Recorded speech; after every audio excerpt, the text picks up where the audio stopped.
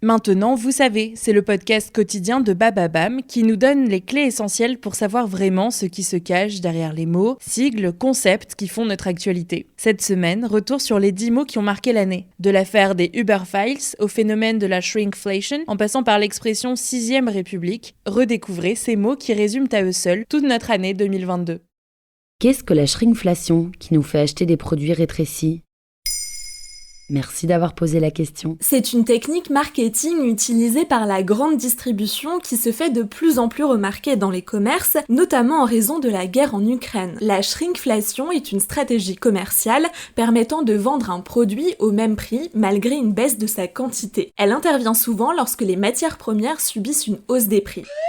Ce terme vient de l'anglais to shrink, réduire, et de la contraction d'inflation. Il peut être traduit par la réduflation en français, bien que le mot soit peu utilisé, ou l'inflation masquée. En France, on connaît assez mal cette pratique et ses origines qui est très répandue et critiquée dans les pays anglo-saxons. Mais en tant que consommatrice, comment puis-je remarquer cela en faisant mes courses ? Il faut connaître le prix d'un produit que vous achetez souvent. Par exemple, un paquet de pâtes, de farine ou de gâteaux, mais aussi visualiser sa présentation. Avec l'habitude, certains clients remarquent rapidement un changement d'emballage ou de taille. Ces deux caractéristiques varient régulièrement dans le secteur de l'agroalimentaire. Pourquoi ne pas augmenter le prix du produit plutôt que d'en mettre moins ?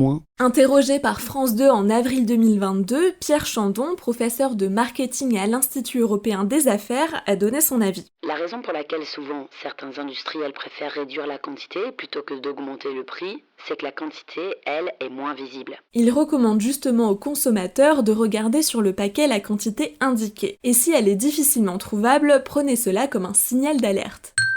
Mais cette pratique est-elle légale ? Totalement, la marque est obligée de mentionner le prix et le poids exact. Si c'est fait, c'est bon. Cette technique permet de garder une compétitivité malgré l'inflation et de ne pas avoir ses rayons vides. Interrogé par Paris-Normandie en 2021, Edgar Dvorsky, spécialiste de ce domaine, a analysé le phénomène. Cette année-là, il a identifié une douzaine de produits ayant subi la shrinkflation, par exemple les yaourts, les jus de fruits, les chips et le papier toilette. Dans un reportage de France 3, Camille Dorioz, responsable des campagnes Foodwatch, observe ce phénomène et le regrette. Il n'y a pas de législation qui interdit de faire cela.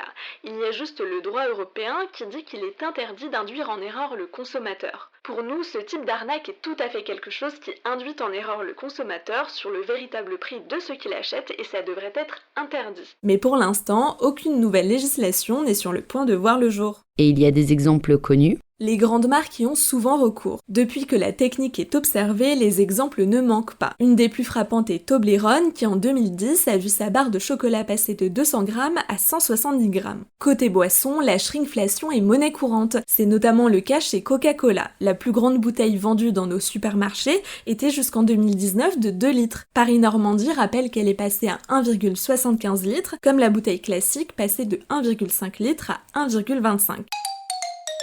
En 2019, Foodwatch invitait aussi les consommateurs à regarder la bouteille de jus Tropicana. Celle-ci avait même changé de prix en passant de 1,87 € pour 1 litre à 2,59 € pour 900 ml.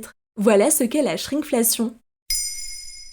Maintenant, vous savez, un épisode écrit et réalisé par Pauline Weiss. Ce podcast est disponible sur toutes les plateformes audio et pour l'écouter sans publicité, rendez-vous sur la chaîne Bababam Plus d'Apple Podcast. Ba, ba, ba.